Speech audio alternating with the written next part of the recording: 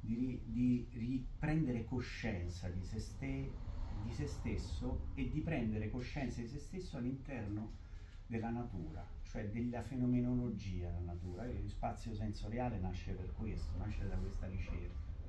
Quindi nelle mie architetture c'è sempre la volontà di catturare la natura, di catturare le forze della natura. E questo è il mio modo di pensare l'architettura. E poi però anche di fare in modo che le persone non abbiano tutto immediatamente davanti, ma che debbano scoprire in modo labirintico un po' un edificio. Per questo mi piacciono molto i borghi medievali, perché i borghi medievali sono una grande, è come una grande casa, sono una sequenza di stanze, no? E infatti le persone che erano all'interno erano una famiglia, una vera famiglia, cioè un insediamento di persone, si fortificavano, la porta era una foris, cioè la soglia era una foris, era proprio, lì non doveva entrare il forestiero, no? Perché io dentro mi devo difendere è sicuro. E però se voi vedete spesso non è nulla chiaro, no? È molto labirintico, e la bellezza di un borgo è proprio quella, no? Che magari segue le curve di livello, no? Sale, scende, eccetera. Nella mia architettura c'è questo. E che cosa deve fare, a mio avviso, un architetto?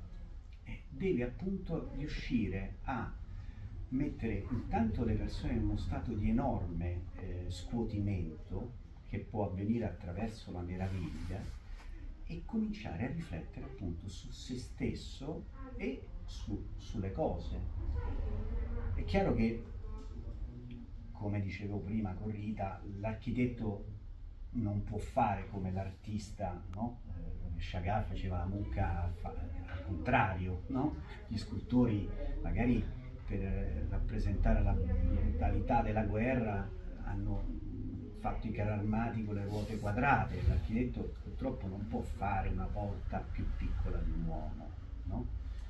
Deve sottostare a delle regole, a delle leggi che appunto, oltre alla forza di gravità, che magari anche uno scultore deve sottostare, ma delle leggi che sono quelle dello spazio e quindi della fisicità e della grandezza di un essere umano. E però deve riuscire a fare in modo che l'uomo possa rimisurare il suo corpo all'interno dello spazio.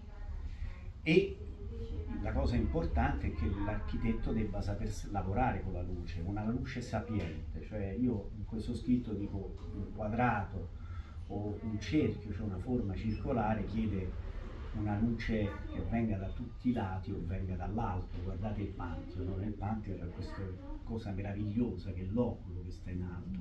Poi se uno va a vedere i disegni originali del Pantheon, era stato disegnato in dimensione molto più grande, che allora non si poteva costruire, e forse il giusto chi poi lo ha costruito ha capito che quella dimensione più piccola è una dimensione ancora più umana. E la dimensione dello spazio è una grande importanza. Io questa cosa l'ho scoperta poi nei miei viaggi in America, negli Stati Uniti d'America. No? Io ho abituato alle città europee come Berlino, Parigi, Londra, città più piccole, no? Dove potevi con la tua cartina orientarci, andare a passeggiare, perché la città per me era di visitarla camminando. E in America ha fatto il primo blocco, il secondo blocco, alla fine il terzo blocco dici: ma scusate, l'autobus, perché io devo arrivare in downtown, non ci arriverò mai. Quindi capisci che la dimensione di quella città non è la dimensione umana, è la dimensione della macchina. Cioè la città americana è fatta per la macchina, è fatta per il denaro, è fatta per il denaro ed è fatta per essere consumata, non vissuta.